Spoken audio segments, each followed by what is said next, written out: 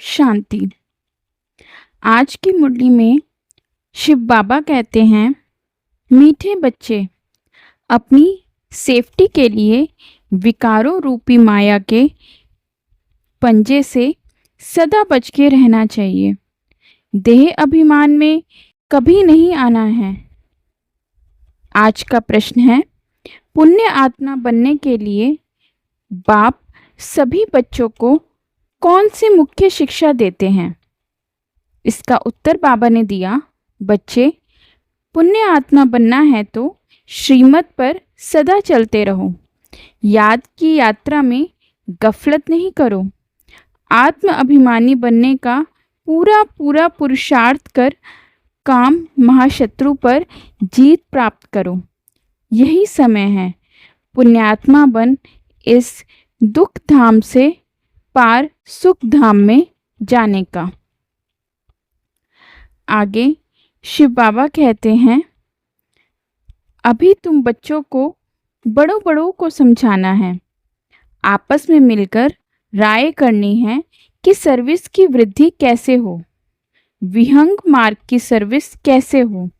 ब्रह्मा कुमारियों के लिए जो इतना हंगामा करते हैं, फिर समझेंगे यह तो सच्चे हैं, बाकी दुनिया तो है झूठी। इसलिए सच की नैया को हिलाते रहेंगे। तूफान तो आते हैं ना, तुम नैया हो जो पार जाती हो। तुम जानते हो हमको इस मायावी दुनिया से पार जाना है। सबसे पहले नंबर में तूफान आता है देह अभिमान का, वह है सबसे बुरा। इसने ही सबको पतित बनाया है। तब तो बाप कहते हैं काम महाशत्रु है। यह जैसे बहुत तेज तूफान है। कोई तो इन पर जीत पाए हुए भी हैं, गृहस्थ व्यवहार में गए हुए हैं, फिर कोशिश करते हैं बचने की। कुमार कुमारियों के लिए तो यह बहुत सहज है, इसलिए नाम भी गाया हुआ है कन्हैया। इतनी कन्याएं जरूर शिव बाबा की होंगी। देहधारी श्री कृष्ण की तो इतनी कन्याएं हो ना सके। अभी तुम इस पढ़ाई से पटरानी बन रहे हो, इसमें पवित्रता भी मुख्य चाहिए। अपने आप को देखना है कि याद का चार्ट ठीक है। बाबा के पास कोई का 5 घंटे का, कोई का 2-3 घंटे का भी चार्ट आता है। कोई तो लिखते ही नहीं है, बहुत कम याद करते हैं। सबकी यात्रा एक रस हो ना सके। अर्जुन ढेर बच्चे वृद्धि को पाएंगे। हर एक को अपना चार्ट देखना है। मैं कहाँ तक पा सकता हूँ एक नया पद, कहाँ तक खुशी है। हमको सदैव खुशी क्यों नहीं होनी चाहिए, जबकि ऊंच ते ऊंच बाप के बने हैं। ड्रामा अनुसार तुमने भक्ति बहुत की है। भक्तों को फल देने के लिए ही बाप आया है। रावण राज्य में तो विकर्म होते ही हैं। तुम पुरुषार्थ करते हो सतो प्रधान दुनिया में जाने का।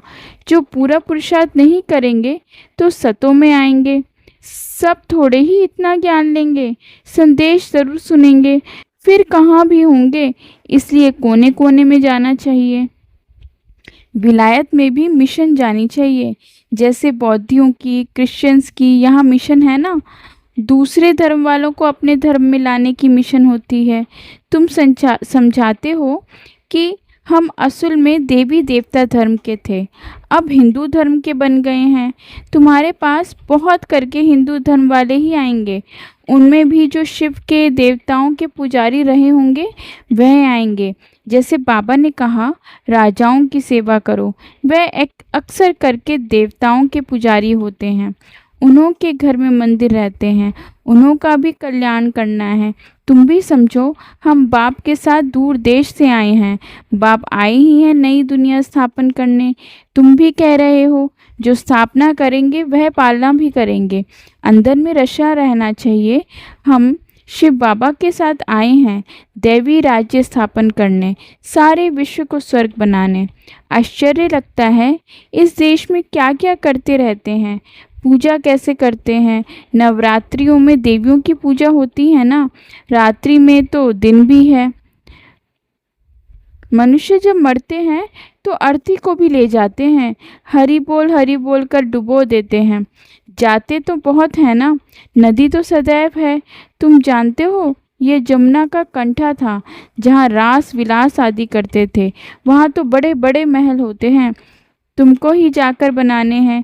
जब कोई बड़ा इम्तिहान पास करते हैं तो उनकी बुद्धि में चलता है, पास होकर फिर यह करेंगे, मकान बनाएंगे। तुम बच्चों को भी ख्याल रहना है कि हम देवता बनते हैं। अब हम अपने घर जाएंगे, घर को याद कर खुश होना चाहिए। मनुष्य मुसाफरी कर घर लौटते हैं तो खुशी होते हैं। हम अब घर जाते हैं जहाँ जन्म हुआ था। हम आत्माओं का भी घर है मूलवान। कितनी खुशी होती है। मनुष्य इतनी भक्ति करते ही हैं मुक्ति के लिए, परंतु ड्रामा में पार्ट ऐसा है जो वापस जाने का कोई को मिलता ही नहीं है। तुम जानते हो, उन्हों को आधा कल पार्ट ज़रूर बजाना है। हमारे अब 84 जन्म पूरे होते हैं, अब वापस जाना है और फिर राजधानी में आएंगे। बस घर और राजधानी याद है। यहाँ बैठे भी कोई कोई को अपने कारखाने आदि याद रहते हैं। जैसे देखो बिरला है, कितने उनके कारखाने आदि हैं। सारा दिन उनको ख्यालात रहती होगी। उन्हों कहें बाबा को याद करो तो कितनी उनको अटक पड़ेगी। घड़ी घड़ी धंधा याद आता रहेगा। सबसे सहज है माताओं को, उनसे भी कन्याओं को। जीते जी मरना है, सारी दुनिया को भूल जाना है। तुम अपने को आत्मा समझ शिव बाबा के बनते हो।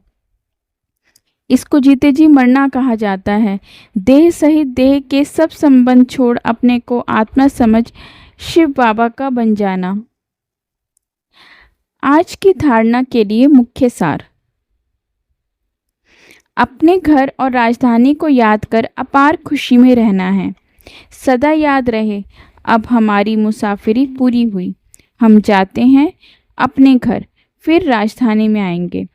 हम शिव बाबा से ब्रह्मा द्वारा हैंडशेक करते हैं। यह बागवान हमें पतित से पावन बना रहे हैं। हम इस पढ़ाई से स्वर्ग की पटरानी बनते हैं। इसी आंतरिक खुशी में रहना है। आज का वरदान। 3 प्रकार की विजय का मेडल प्राप्त करने वाले सदा विजयी भव, अर्थात विजय माला में नंबर प्राप्त करने के लिए पहले स्व पर विजयी, फिर सर्व पर विजयी और फिर प्रकृति पर विजय बनो। जब यह 3 प्रकार की विजय के मेडल प्राप्त होंगे तब विजय माला का मणका बना सकेंगे। स्व पर विजयी बनना अर्थात अपने व्यर्थ भाव, स्वभाव को श्रेष्ठ भाव, शुभ भावना से पतित करना। तो ऐसे स्व पर विजयी बनते हैं, वहीं दूसरों पर भी विजयी प्राप्त कर लेते हैं। प्रकृति पर विजय प्राप्त करना अर्थात वायुमंडल, वाइब्रेशन और स्थूल प्रकृति की समस्याओं पर विजयी बनना है।